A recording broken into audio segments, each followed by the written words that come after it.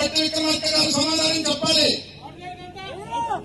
ఎందుకు నువ్వు అధికార పార్టీగా ఉన్నప్పుడు, ఎందుకు నువ్వు అధికార పార్టీలో మంత్రిగా డిప్యూటీ స్పీకర్ గా ఉన్నప్పుడు, మీరు డిప్యూటీ స్పీకర్ గా ఉంటే మా అలవాల నాగేశ్వరరావు చచ్చిపోతాడు ఇదే మండలంలో, అలవాల శ్రీనివాసరావు.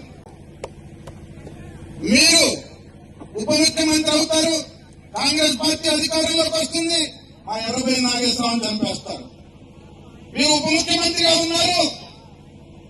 ఇవాళ మా నాయకుడిని 75 సంవత్సరాల వయసు ఉన్నటువంటి మా నాయకుడిని మీ కాంగ్రెస్ పార్టీ కార్యకర్తలు పొట్టన పెట్టుకున్నారు దుర్మార్గంగా. సమాధానం చెప్పాల్సిన అవసరం లేదా బట్టి విక్రమార్క గారు? నువ్వు ఈ నియోజకవర్గంలో వరుస వారీగా సిపిఎం పార్టీ కార్యకర్తలను హత్య చేస్తా ఉంటే సమాధానం చెప్పాల్సిన బాధ్యత ఉందా లేదా నీకు అని చెప్పేసి ప్రశ్నిస్తా ఉన్నావు. సమాధానం చెప్పాలి. నువ్వు సమాధానం చెప్పకపోతే నేనేదో నా కార్యకర్తలు చంపేస్తే ఏమి సుఖం? నువ్వు ఖండించి అక్కడ ఖండించావు, శ్రీనివాసరెడ్డి వచ్చని ఖండించావు, రామారావు గారు వచ్చని ఖండించావు. అంటే నీ ఖండనలో చిత్తశుద్ధి ఉందా? నువ్వు చేసే ప్రకటనలో చిత్తశుద్ధి ఉందా? నిజాయితీ ఉందా? నీ నియోజకవర్గంలో శాంతి భద్రతలు సక్రమంగా ఉండాలని చెప్పేసి నువ్వు భావిస్తా ఉన్నావా? లేదంటే ఎలా ఉన్నా పర్వాలేదు, ఎవరిని చంపినా పర్వాలేదని చెప్పేసి అనుకుంటా ఉన్నావా? బట్టి విక్రమార్క నీకు హెచ్చరిస్తా ఉన్నాం, జాగ్రత్త. ఖబర్దార్ నువ్వు అనుకుంటా ఉన్నామేమో నేను ఉప ముఖ్యమంత్రిగా ఉన్నా, అధికారంలో ఉన్నా, సిపిఎం నాయకుల్ని చంపేస్తా, ఎర్ర జెండా లేకుండా చేస్తానని. నువ్వు కాదు, నీ బాబు అంతకంటే పెద్దవాళ్ళు జలగం వెంకటరాజు దగ్గర నుంచి ఈ జిల్లాలో సిపిఎం ని దెబ్బతీయాలని చెప్పేసి ప్రయత్నం చేస్తే వాళ్ళ తరం కాలేదు.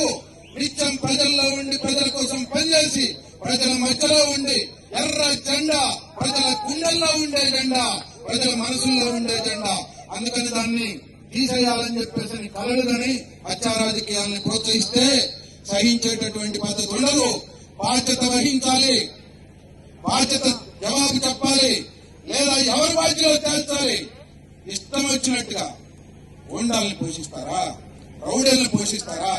ఎంతకాలం ఈ రౌడీలు గుండాలు మన నియోజకవర్గంలో రాజ్యం వెళ్తారు? ఇవాళ కాంగ్రెస్ నాయకులు చెప్తా ఉన్నారు, మా బట్టి విక్రమార్క గారు పప్పు శుద్ధ ఏమీ తెలవదు. మేము అన్నామా? బట్టి విక్రమార్క గారు చంపాడనో చంపలేదనో, లేదు చంపించాడనో చంపించలేదనో మేము అన్నామా? కానీ బట్టి విక్రమార్క గారు జవాబు చెప్పాలి కదా. ఎందుకు నీ కాంగ్రెస్ వాళ్ళే చంపుతా ఉన్నారు? ఎందుకు నువ్వు వాళ్ళని వెంటేసుకొని తిరుగుతా ఉన్నావు? ఎంతకాలం ఈ రకమైనటువంటి హత్యాకాండ కొనసాగిస్తారు ఇక్కడ? ఎవరు జవాబు చెప్పాలి? ఆయన జవాబు చెప్పాలి.